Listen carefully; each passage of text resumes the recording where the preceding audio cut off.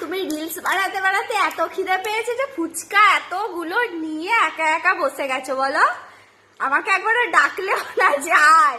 Reels বানাতে বানাতে দেখি কোথায় গেল, আমার মা দেখি ফুচকা নিয়ে এখানে বসে রিলস গেছে। বানাচ্ছিলাম, দেখি মেয়ে ফুচকা সব রেডি করে রেখেছে, আর লোভ সামলাতে পারেনি। মানে কি বলবো, সেই অবস্থাতে বলছে আগে খেয়ে নি। খেয়ে দেখো কেমন হয়েছে।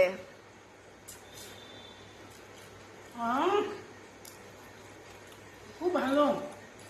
মানে রিলস বানিয়ে সেজে গুজে যে সাজগোজটা খুলবে সেটারও সময় পায়নি, আগে ফুচকা নিয়ে বসে গেছে। ফুচকা দেখলে কেউ লোভ সামলাতে পারে বলো তো?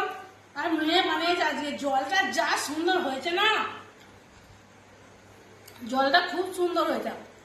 আলুটা মানে মেয়ে আজকে সব রেডি করেছে, আর আমি ভাবলাম আগে খাই, তারপরে তার কথা, তারপর আবার রিলস হবে, তাই তো? তারপরে আবার রিলস হবে।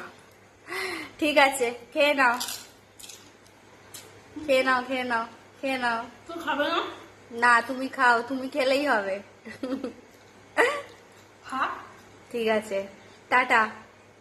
তাহলে কে তো ফুচকা খাবে চলে আসো। এই দেখো কত ফুচকা, আলু, জল, সবাই আসো, সবাইকে দেবো, ঠিক আছে? ঠিক আছে, টাটা। টাটা। এখন ফুচকা গুলো খেয়ে নি, এত ফুচকা সামনে রেখে লোভ সামলাতে পারছি না। আগে এগুলো খেয়ে নি, খেয়ে দে তারপরে রিলস বানাবো। আর মেয়েকে আজকে দেবো না, ও রেডি করেছে কিন্তু আমি একাই খাবো, ওকে একটাও দেবো না। ঠিক আছে, খেয়ে নাও, তুমি খেতে পারলে সব খেয়ে নাও, আমি খেতে তো নেবো। পারবে না। তুই ক্যামেরার বাইরে চুপ করে দেখ শুধু, আমি খাবো। ঠিক আছে, খাও। টাটা। টাটা। হুম।